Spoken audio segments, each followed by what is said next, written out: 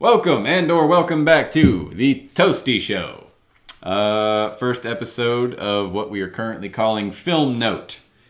That'll probably change in the near future. Episode 1, Princess Bride. Let's do it.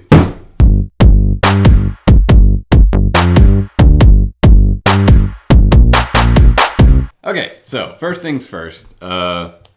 Obviously, today we're talking about The Princess Bride, a beloved movie across all nations. The question of today is not, is The Princess Bride good? It's, how good is The Princess Bride? If any of you think it's not good, you're just wrong. We planned to have about 7 people here today. But they were tripping. But we need to find some new co-hosts. So, you got me and Isaac. And you know what? Oh yeah, you haven't introduced yourself. I'm Isaac, guys. So the way this is going to work, we're going to go through 10 points one by one. Each of us is going to have an opportunity. Well, not an opportunity. Each of us is going to state whether or not we think that the film deserves that point. Those points, as we have now, will be creativity, plot, characters, acting, dialogue, visuals, soundtrack, tone, impact, and our personal opinion point, whether or not we like the movie. Because a movie can have all those great things, and you still don't like it for whatever twisted reason. So with that out of the way, let's get into it. I guess we'll just see how this goes as we go along. So first point, creativity. Is The Princess Bride worthy of creativity? yeah, I guess I would give that point. You give that point? Yeah. How would you give that point? I mean, I'm with you. I'd give it the point too. I'm trying to think why. I mean, like it's like came out a long time ago. I mean, Cary Elwes, he real young in that movie. He's a snack. Yeah, it was like what, 1980? Yeah, something like that. It had to be. So it was like we probably should research that before we started this. It But was, yeah, it was 1987. Yeah. I remember looking at it. Yeah. It was like one of the first of its kind. I mean, yeah, like it's not a parody. Like it's not Airplane or anything like that. But like it was its own thing. Like very few movies touch what The Princess Bride does. Like it just gives people that little feeling inside. Makes you feel all tingly. Yeah, it was a classic. It's a classic. Like it is one of the classics. You got Forrest Gump and Shawshank Redemption. Like it's up there. It totally deserves a point for creativity. So that's a point from both of us. 1 point in, 1 point earned. Moving on to the second point, plot. Does this movie deserve the point for plot, Isaac? I don't give it the point for plot. You don't give it the point for plot? No. Whoa. Why? I'm so intrigued. I don't know. It's just kind of like, I would give it the point for plot. I don't know. It's kind of like, oh, gotta save her. It is. Gotta save the princess. Save the princess. Right? Yeah. Keep her from marrying the dude. Right. It was kind of like it wasn't like a unique plot. I get that. I get where you're coming from there, but and I guess this ties in a bit with the creativity, but it's more focused on the plot. Like you have that, oh, we got to save the princess, keep her from the marriage and all that. Lord Farquaad. Man, that guy is straight up Lord Farquaad, isn't he? It's Shrek. He's 100% Lord Farquaad. He kind of looks like him too, to be honest. Yeah, that's what I'm saying. Except he's way better at everything than Lord Farquaad is. No, but so you have that little basic aspect of it. But then it flips it on its head though, because it's like, oh, he's running off to save this girl from these horrible murderers. But then it turns out he's the murderer. He's the one having her killed. Plot twist. Halfway through the movie. And then you have my boy, Dread Pirate Roberts, Wesley, the OG. Wesley was going hell. he was. He wrecked everybody. But we'll get into that later. So you have him coming in, and you're like, who's this guy? Good guy, gets the princess, not a good guy. He's actually kind of a dick. I feel like we obviously knew it was Wesley, though. Well, yeah, you know it's Wesley, because it's Cary Elwes, and you can see it's Wesley. But, like, So he takes out all these people. He proves to be quite the man.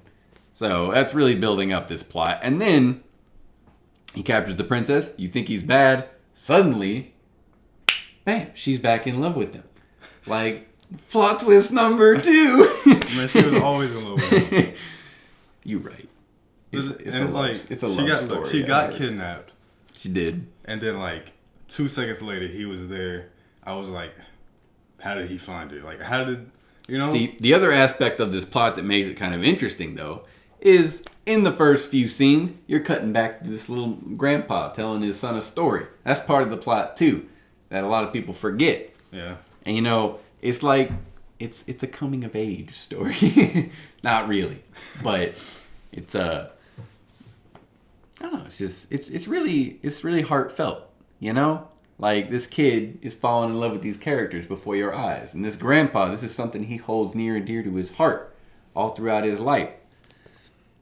I keep looking at that. There's nothing there. Yeah, no. And then like you have Wesley, this man, ends up teaming up with the murderers to stop the murderer. But they were good. They were good, but they were going to murder her. No, they weren't. They were not on board with that. They weren't on board with it. They were still getting paid to do it, and they were going to do it. I don't think they would have did it. Hey, man. The giant and my dude. Yeah, Fezzik, he was like, I don't want to kill her in French and all that shit, but he was still going to do it. Maybe. He was like, fine, I'll do it. Vincini's over here being a little tiny bastard. No, but all right. So half a point for plot. See, that's how this is gonna work. He doesn't think he gets a point. I think he gets the point. Average, half a point. 2 points in, 1.5 points. Let's go on. Characters. Does it get the point for characters? Say some silly shit. Say some silly shit. I don't know about all that. Oh, come on now. I don't think. You don't think he gets point? Besides my dude, what was his name? Inigo Montoya? Yeah. Besides him, what like Fezzik? Wesley was like Vincini? But that was my I had just like one character that I was like on board with. The others just. Well, yeah, everybody loves Inigo. Yeah. The others I was just like. I don't know. I love Fezzik. Fezzik's adorable. So you wouldn't give it the point? No. Okay. Well, all right. You that's definitely give it a point. Oh yeah, I definitely give it the point for character. Every single one of those characters is classic, except for Buttercup. Except for Buttercup. Let's not talk about Buttercup. She's barely a main character in that movie, to be honest. I mean, like, it might be a little sexist, but in that movie, she's pretty much just passed around from here to there. Wesley loves her, but like she serves very little point as far as actually doing things. Oh man, I can't believe you don't give this movie points for characters. All these characters are amazing. I was struggling with that. You got freaking Vincini over here, like. Characters was the one I was struggling with. Oh man, I can't believe that. I can't believe anyone would diss this movie on characters. Damn. But it's like, it's close though. It's not like I'm completely knocking it. Yeah, I got you. But it is point or no point. That's understandable. I guess I give that to you. So like, let me just ask you this. Like, you like Inigo. Does he not sway the cast for you? Or do the other characters just drag it down so much that Inigo can't hold it up? Yeah, I don't. The others is just. This is okay. I got you. I guess I can. If there was like one or two more, that I mean, what about you got the oh yeah, I can't remember the name of the guy that plays him. I really wish I could because he's like an icon, but like Miracle Max, man. Who's it? He's the guy that cures Wesley. Oh, you know Miracle Max. Yeah. No, he said like I don't even remember what the fucking quote was. Ah, that's infuriating. All right, half a point for characters. 3 points in, 2 points earned. Moving on to acting. Did you feel the portrayals of those characters were worthy of merit? Yes, I give it that point for. All right, I respect that. Who do you think delivered the best acting? Well, I have to ask. Oh, Inigo. Inigo. Especially that scene where he was the fighting. final scene. Yeah. I think I heard that his father actually died like previously to shooting that or something. Oh, I could be wrong. that would be so sad. Because it was like you could really feel that emotion. Yeah, I mean, yeah, you can definitely feel the emotion. I mean, and that was a satisfying scene. Yeah, Like, yeah, that's such a great scene. Like you wanted that to happen. Oh, that's some good shit. Like that's one of the best sword fights to me. Like it's so short and so simple, but like it nails it. Yeah. Yeah, no, of course I give this the point for acting because like Vincini, he's awesome. Like Martin, he nails it. And yeah, Fezzik, Andre the Giant, he tried his hardest. Like he's a French man trying to get in here. I mean, he tried his hardest. Not to mention he's got like whatever the hell kind of problem Andre the Giant had. Everything going on in his body. Like he nailed it. He was adorable. Buttercup. Yeah. It's like who was the main bad guy? The king. Not or the prince. The the count. The one that kidnapped them. I can't remember. Vincini. Yeah. Yeah. Yeah, he was good. Yeah, he was awesome. Yeah, you gotta love him. Yeah, he was good. Got the laugh and he was annoying. He kept saying, what was that phrase he kept saying? Inconceivable. I was like, bro, say that one more time. How you hate that? It's such a classic. Inconceivable. And even Inigo was like, dude, you're using it the wrong way. yeah, that word. You keep saying, I don't think it means what you think it means.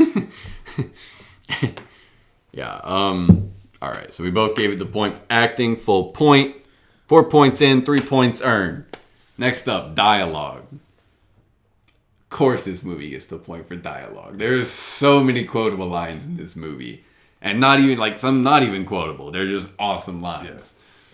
Like, of course, you have Inigo's, like, most famous line in movie history. Yeah, inconceivable. All it's not really that memorable of a line, but all the rhymes between Fezzik and Inigo in the beginning, oh, yeah. It's just great. No more rhyming. I mean it. Anybody want a peanut? Yeah. Wesley's "As You Wish." Oh yeah, as you wish. You know, and then Fezzik, he's got some good lines. All right, easy peasy right there. No question about it. Full point for dialogue. 5 points in, 4 points earned. Visuals. Does this movie hit you with the visuals, them landscapes? Yeah. Yeah? I thought it was good for, like, the time that it was made in. Yeah, I want to flash back to acting here for a second. The torture scene, Wesley did damn good. Yeah, Wesley did. I mean, Cary Elwes is a G in, like, everything. Yeah. But he brought it. He brought it in that scene. Yeah, no, he nailed it. But back to visuals, my bad. Yeah, so you thought I had the visuals? Got you. All right, I gotta think on this one for a minute. Visuals could be tough for me. Because, I mean, you love what you see in the movie, but at the same time, like, when he's rolling up to the castle, like, Fezzik as Dread Pirate Roberts, yeah. It's got the doll mask. I mean, it's, I don't know. I'm kind of wavering back and forth on this one. God, I love this movie too much. And what was those rats? Those big rodents? Oh, yeah, the little midgets in suits. I thought they were doing... the rodents of unusual size. Yeah. I don't believe they exist. I could have swore he saw one right before he saw it. That's one of the things that the movie does. That's one of my biggest problems with the movie. Is like, one, there's a couple lines that just don't, like when I'm sorry we're getting off track, but we have to talk about this. Maybe we should save this for the end during the actual discussion portion. Yeah, we need to get back. Drop it. Get through the points. So back to visuals. God, I'm still working on this. Yeah, I gotta give it the point for visuals just because of all the choreography and such and the fights and the landscapes, the falling. You gotta love the fall. As you. And then she immediately She jumps just- down. She like does not hesitate at all. Yeah, she just, whoa, oh dear Wesley. You would think she would like hesitate for a minute. It like, cuts whoa. back to the people. They're just like, they've disappeared. Yeah, no. So, full point for visuals. 6 points in, 5 points earned. Now to the soundtrack. Soundtrack's a little tricky on this one because it doesn't have any super classic songs, but does the music affect you like it's supposed to? Yeah, I love the music. Yeah, the music is great. Yeah, like it was I perfect mean, for the you scenes. probably it was can't really remember the tones or anything, Yeah. but it works. Like it keeps you going. Again, there's not much more to say on soundtrack. There is it like. I mean, it kept you in the moment. Yeah, like for the moment you need to be in like the action. Yeah, the action is I was, perfect because like I was like, okay. oh yeah, oh the soundtrack is especially in The soundtrack is good. in that final scene with Inigo and the Count. Like he's the Count, right? Yeah. I really don't want to get that. Six-fingered dude. Yeah, the six-fingered man. Let's just call him that. Yeah, no, in that final fight, like the music beats perfectly to the swords, and like I don't know why, I love it. So definitely a full point for soundtrack. Moving on into the tone of the movie. Does the soundtrack, the visuals, the dialogue, what's happening in that scene, does it all match up and really keep you feeling the emotions you're supposed to be feeling? I mean, yeah, like in that, does. yeah, like in that final scene, in the torture scene, like Yeah, you don't really get thrown off by like. it's comedic Random. when it needs to be comedic. Even like it just, I don't know, it nails the tone. It doesn't Yeah. like throw a comedic thing in like a dramatic moment. Guardians of the Galaxy. Hate that movie We so won't much. talk about that. The second one, not the first one's awesome, but no. For another time. Yeah, so definitely the point for tone. 8 points in, 7 points earned. Now we move into the impact of the movie. Did it accomplish what it meant to do? Did it leave a lasting impression throughout history since its release? Definitely. Fuck yeah. I mean, like, come on. That's an easy point. Everybody knows Princess Bride. Easy point for this movie. Even if you haven't seen it, you know it. You know that mask that he be wearing. So you know that movie. Yeah, so definitely full point for impact. God, I mean, this is such a classic movie.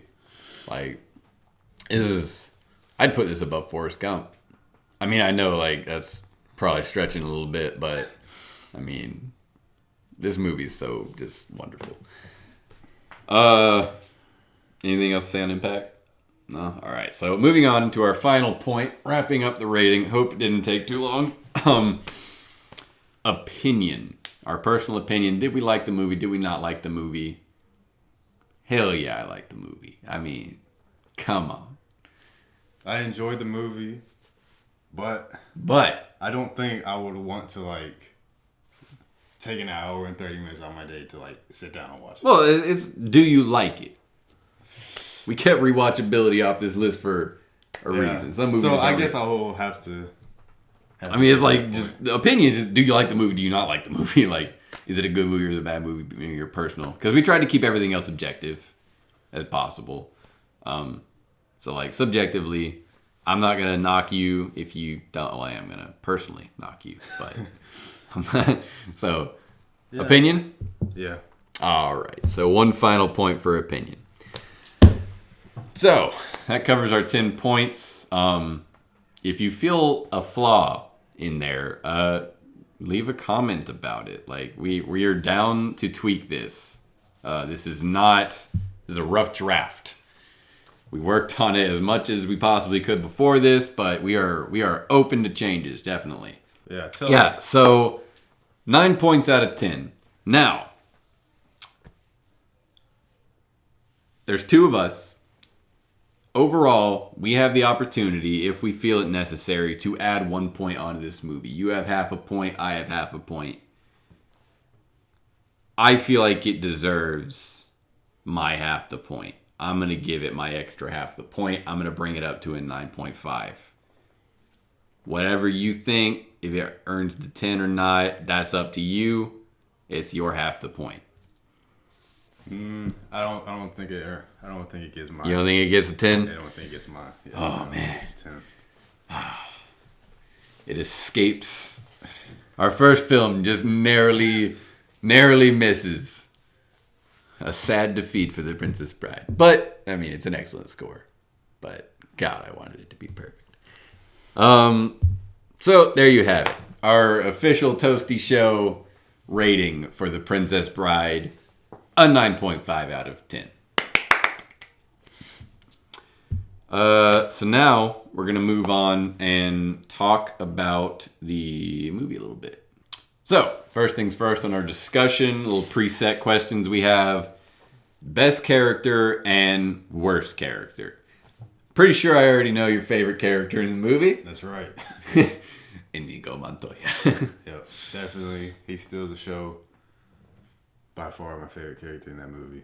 He sure does. I mean, I gotta second that opinion. Inigo Montoya is the staple of that movie. Yeah. Like, just off his line alone, like, he takes that flawlessly. And you're, like, rooting for him the whole time. Like, yeah, like, as soon as he said that, like, his father died and, like, he was trying to fight this dude, you're like, okay. Yeah, like, you see him, like, he's climbing up there, and he has honor. He's like, I won't kill you to get to the top. Like, there's such respect for that man. Yeah. And the moment when he sees the six-fingered man, challenges him to a duel, defeats all his men, and he runs, locks himself behind that door, you feel so much pain and longing inside of him when he can't get through that door. It's mildly comedic, but it does not break the fact that you feel so much pain that he's about to lose his opportunity to avenge his father. And then you have that, like, harrowing scene where he fucking takes a knife to the gut. He takes it and it's just like... And he looks done. Like, he's so done. But he's not about to have it. And he comes back from the brink and cuts that man to pieces. Yeah, because after that, he just completely dominated him. Yeah, it's like he remembered why he was fighting him. Yeah, Inigo is, like, his love for his father brought the man back from the brink of death. Like, that man can do no wrong except for being a stone-cold drunk when he's depressed. Plus, oh my god, his love for Fezzik, like his little buddy relationship he has with Fezzik, it's so adorable. Like, bromance forever right there. Now, worst character. I feel like I know your answer for this too, and I think it's probably the same for both of us. Buttercup. She was a waste. Such a wasted character. I mean, all respect to the actress. She probably didn't have much to work with, just being like the damsel in distress. I mean, she had moments where like, oh yeah, dear Wesley, blah blah. Yeah, she didn't really do much. She didn't do anything. Like, she does so little throughout the movie, and she kind of falls for some stupid shit. Like, I'm gonna send my 4 fastest ships. No. I mean, she calls his bluff on it the next time she encounters the man, but.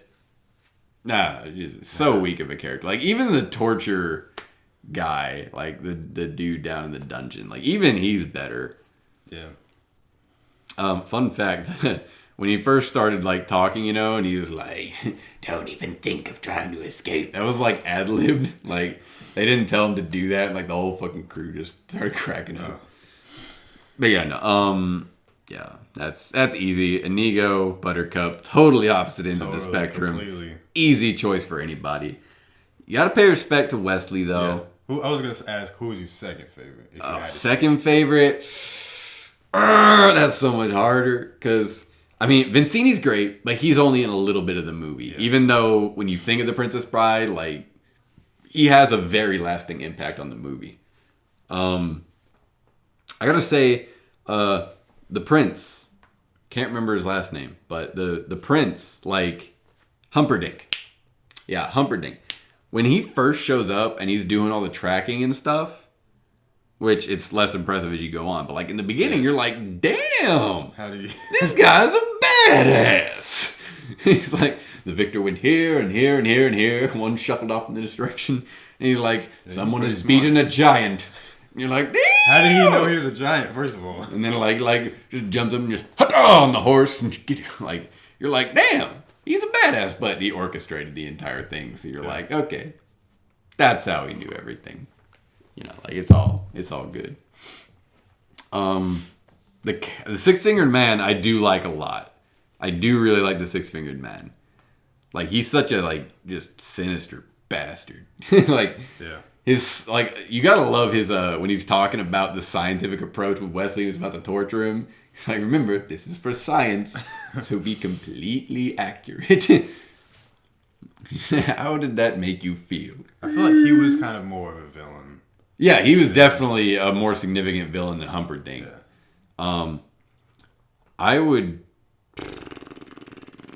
But him and Humperdinck kind of have a bromance going on, too. Yeah. He's like, I love to watch you torture, but I've got a wedding to plan and a wife to kill. I think my second favorite probably Wesley. He's such a boss. Yeah, Wesley's a beast. He's a beast at everything. Yeah, I love the moment when he stands up to Humperdinck, but he's totally bluffing. I love Fezzik. Like you gotta love Fezzik. He's so adorable. He's such an adorable man. He's like, that's not very sportsmanlike. The way God intended, sportsmanlike. Yeah, no, I just it's really tough. Like I'm tied between Wesley, Fezzik, and the Six-Fingered Man. Yeah, I like Fezzik. Like they're all really good. But then there's Miracle Mac. Have fun storming the castle. But no, he's definitely out. I think I'm gonna cut down Fezzik and say it's got to be between Wesley and. Because he's so nonchalant about a lot of the stuff he does. Yeah. And you gotta love, like, the iocane powder scene. Yeah, he's got swag. Yeah. He's like, he knows what he's doing. He knows he's a boss. I love a good villain, though. And, like, the dynamic between the Six-Fingered Man and Inigo, like, I don't know. I gotta tie it between Wesley and the Six-Fingered Man. Are there any other characters that, like, kind of stood out to you? Besides Fezzik, not really. Yeah, I mean, it's a very tight cast. Like, there's not that many characters. He's no characters. But that's a good thing. You know, you don't have too many characters in a movie. Some just don't matter anymore. Buttercup. Just a plot point. Next preset question: best/worst thing in the movie. We don't want to say scene. We don't want to say aspect. Just like, what was your favorite part of the movie? Could be like a theme or a scene or anything. A line of dialogue. Could be anything. I don't want to say Inigo's final battle, but like I want to say it because like we've been talking about that for so long. Mine's Inigo's final battle. It's the perfect part. But like the thing I love about it so much is that there's poetry to it. And like, let me explain, because a lot of people don't catch this, and I don't know why. Like, it's not that significant, but it really just resonated with me for some reason. Like, I really just love the fact that it happens. Like, Inigo strikes back at him in the exact same places that he strikes Inigo. Oh yeah, I just yeah, he like did it on purpose. Like yeah, I know he did it on purpose. Like, and it's so poetic of Inigo to do that. Like, it just adds such, like, it just shows how much Inigo hates this man. Yeah, like he gets him, of course, across the face when he's a child, in the gut with the knife, one in the shoulder, and then one in the arm. And then he just strikes him back right in the same way. And you love, like, you think it's over. He plunges for Inigo, but like Inigo's like, nope, you're not getting the kill shot. Bam, bam. And he kept saying that. Yeah, you just kept saying the line, getting more vigorous with it, and you're like, argh! And then that last line where he's like, tell me I can have anything in the world. And he's like, anything, it's yours. Like, I want my father back, you son of a bitch. Yeah, like that shit is good. That was good. Like, that's one of the best kill lines ever.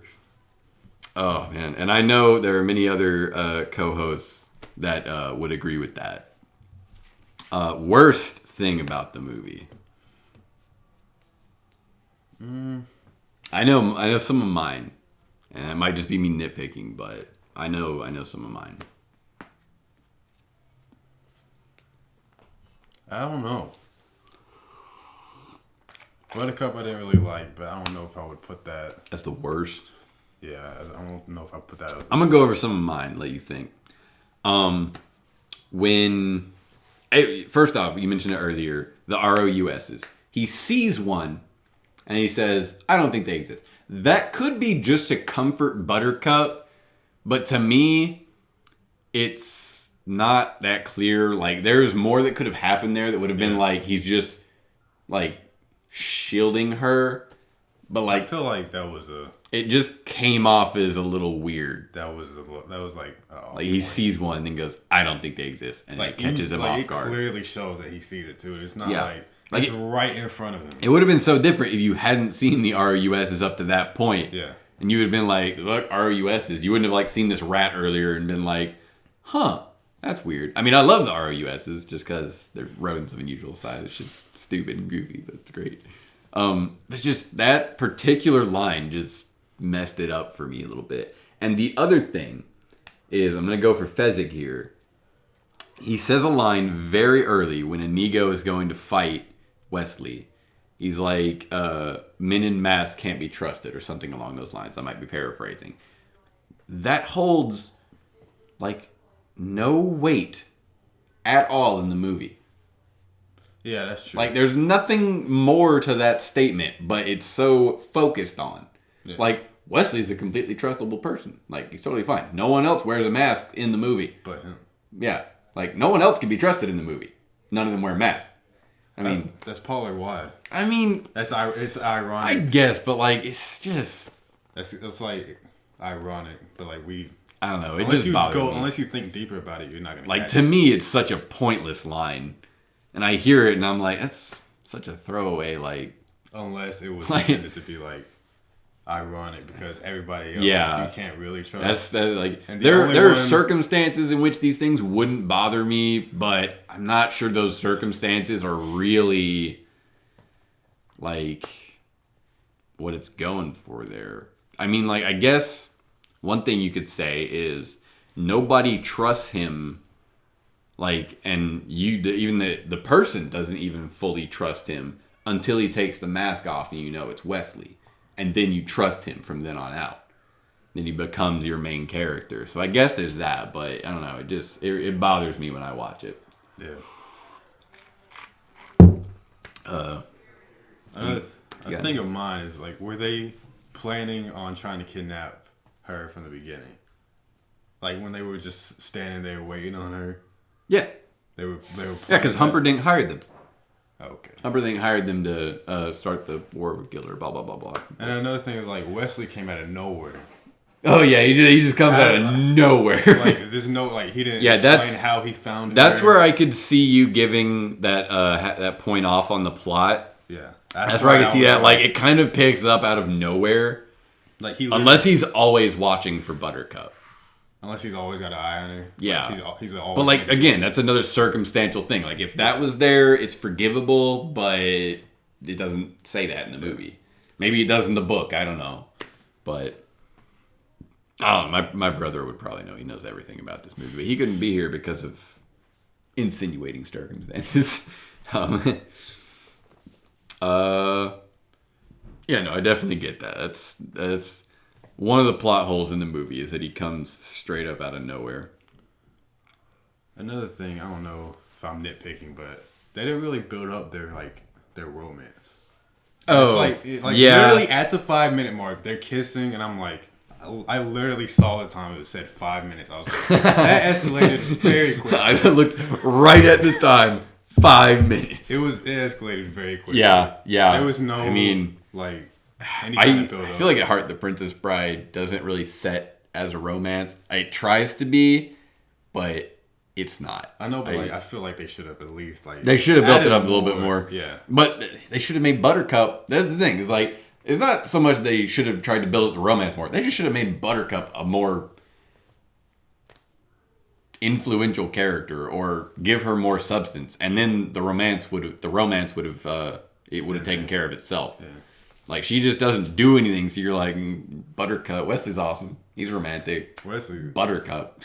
All he had to do was say, as you wish. And it it pulled it, so. Yeah, I think that's about it for me, for the negative. Yeah. I mean, there's not very many negatives to get out of the movie. Let's see if I can come up with a question just to poke your brain about movies in general. Here's a recent topic. Last Jedi. What do you think? Are we going there? Mm-hmm. I liked it. These discussions will not always pertain only to the movie. I liked it. You liked it? Yeah, but I had a couple problems with it. Yeah, there were definitely problems. Oh my god! I don't know if we don't need to talk about it in full here. I just wanted to know your but like, whoo! I love nearly everything about that movie. Like, I really love that movie. It's high up there on my list for Star Wars movies. And you can hate that all you want, whoever is watching this. Not very many people. But toast to those who are. Huzzah. Holdo. And, that's such an easy thing to pick on. But, like, it should have been Akbar.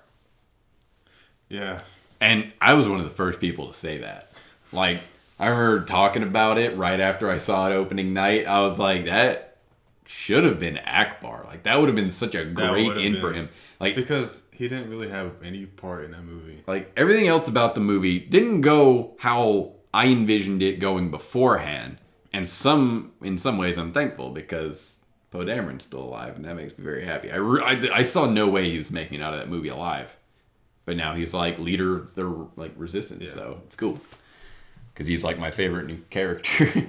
But yeah, no, it so should have been Akbar. Like, that would have been the best send-off for Akbar. Some people say it should have been Leia, but it's a little like over the top for Leia, I think. Well, I mean, they already went over the top with Leia. I mean, flying back to the ship. She has the Force. She's always had the Force. Dead, bro. She has always had the Force. She's always had the Force, but like, she went into the vacuum of space, man. They could have showed it a different way, but you know what? The first time I watched it, I was like, that was stupid and it looked wonky. The second time I watched it, I was like, you know what? I'm okay with that. Superman. Like, I don't know. I thought the first time I watched it, I really thought it was weird, like, her hand placement. Yeah. Like, she looked like Frozen. Like, if she had, like, but there's no wind in space, so it kind of makes sense, but I don't know. It looked a little odd to me the first time. The second time, I was like, you know what? It's cool. I like it. Yeah, but no. Freaking, it pissed me off when Admiral Akbar died on the bridge. Like, because Admiral Akbar is a G. And, like, to go down on a Mon Calamari cruiser, like, that's Admiral Akbar right there. Like oh, like, that would have been the best shit.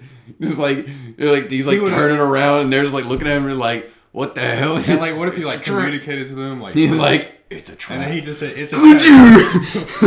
That would have like, that was like, they just missed such a big opportunity. You know what? Like, my forever headcanon, like, when I think of that movie, it was Akbar. Like, Holdo's not even in that movie for me. It was Akbar. Akbar's the one that did that, and nobody can tell me otherwise. Is that it for that? Yeah. I mean, there's way more to talk about that movie. I mean, yeah, there's so much more to talk about. We can have an episode on that movie. Let me see if I can come up with anything else off my head. I'm going to go old. What do you think is an underappreciated old movie? I love the old horror movies. A lot of the old... classic... Wolfman. Nightmare on Elm Street sucks. You're talking like old, yeah. Like Frankenstein. Classic. Yeah. Black and white. Oh, yeah, you're going black and white there. Speaking of werewolves, though, you seen American Werewolf in London? It's a good movie. It's a good-ass movie. That's like a brutal werewolf transformation. Yeah. I need to see that again, but it was a very good movie. Oh, you know what? Sorry to segue off of that so fast, but like, favorite movie werewolf?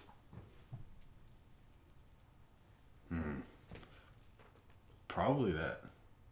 American Werewolf in London? Probably. I respect that because that transformation is awesome. Like, it probably can't be beat. I personally, though, like, when I think of a werewolf in my mind, this is what I see.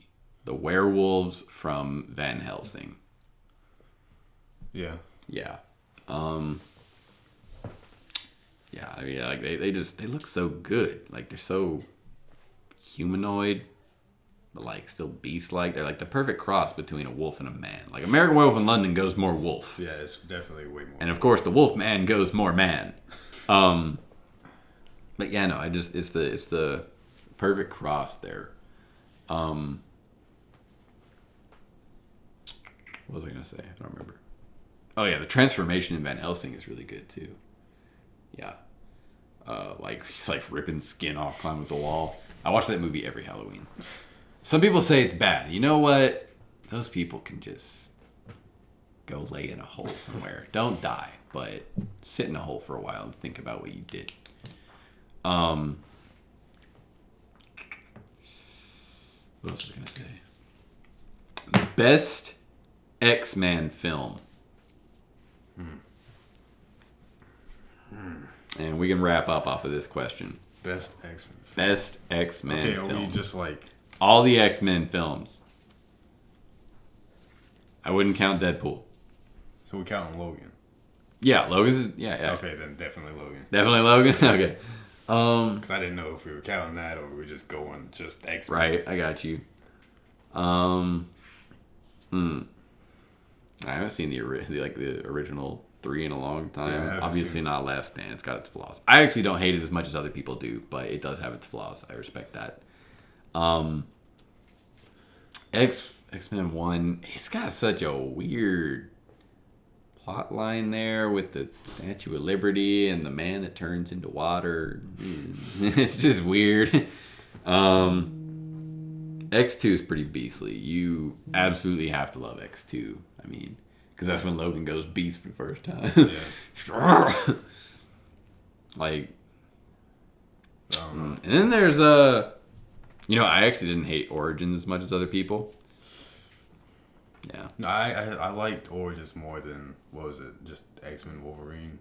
Oh yeah, the Wolverine. I don't want to talk about the Wolverine. That movie got weird.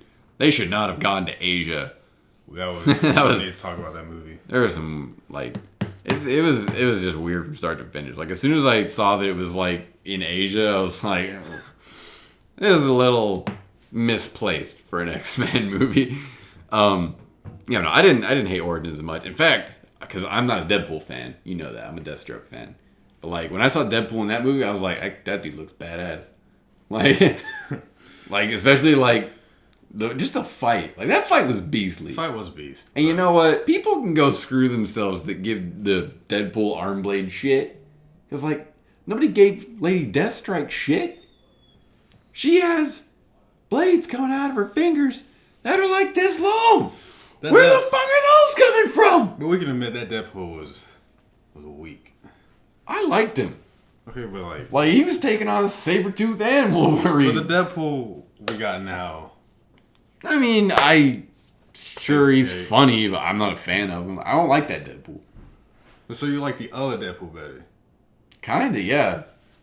No, I mean, hear me out here. Love Ryan Reynolds. Love the comedy of that movie. Don't like the character. The character is just completely unappealing to me. What? I don't know. He's just not badass enough. Like, he was kicking ass. Yeah, but it's like... I don't know. Gunplay I find kind of boring sometimes. Like, gunplay is really dull for me. I mean, it's just...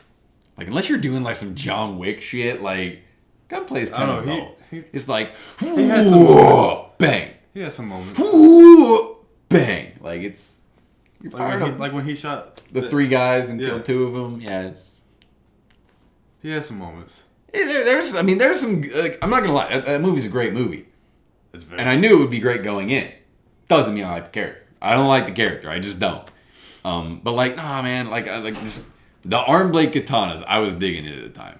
I didn't know who Deadpool was at the time, and I've never been a fan of Deadpool after that. So,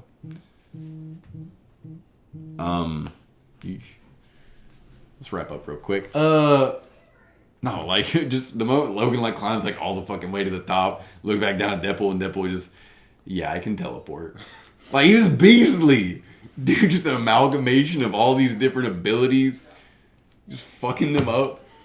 It's like teleport. Yeah, I mean, he was. I love teleportation is one thing. Like teleportation is definitely a power I would go for. Yeah, teleportation. I didn't like that Deadpool at all though. That's understand. I mean, I get that Deadpool fans fucking hate that Deadpool. I respect that.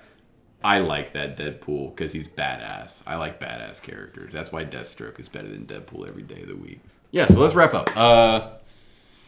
So to recap everything that's happened, 9.5, our official rating for The Princess Bride. Little disappointing for me just because I wanted it to hit that perfect mark. But you know what, sir? I respect your views.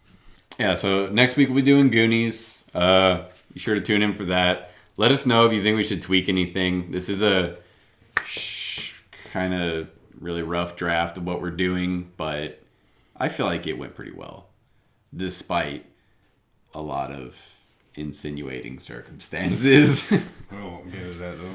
There will be a reckoning. Yeah, no, so please, Mother of God, comment some discussion questions we can talk about. Yeah. Tell us what you thought about Princess Bride. Down below, if you hated it, loved it, agreed with us. Yeah, like tell us what points you would have given it, you know, all that good stuff. Comment movies you want us to do. We will do them at some point in the future. Like I said, we'll be doing Goonies next week, and we're going to try to get to Black Panther after that. I'm going to see that, like, right now. Yeah, please send us more discussion questions on anything movie-related. It can be whatever you please. And if we're able to, we'll get to it. What else did I say? I know a lot of people don't really use Twitter, but it's a lovely way of communicating with YouTube channels. So go ahead, follow us on Twitter. We're on Instagram too. You can just send us more direct messages that way. It's a lot easier to keep track of there because comments can stack quite excessively. Leave a like, subscribe for more, all that good jazz. Yeah, ciao. Stay toasty.